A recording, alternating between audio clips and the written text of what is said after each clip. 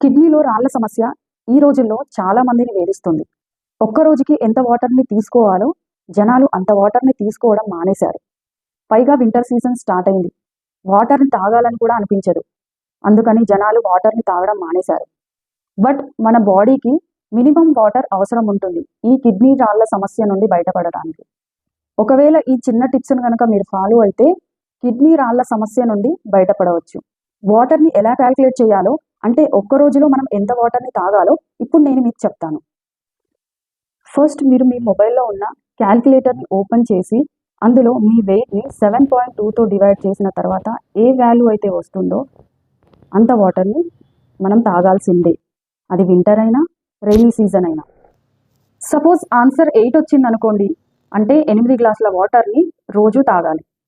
ఇలాంటి టిప్స్ మీరు రోజు ఫాలో అయితే కిడ్నీలో రాళ్ళు ఎప్పటికీ రావు. ఒకవేళ వచ్చినా అవి బయటికి వెళ్ళిపోతాయి. Stay tune my next video.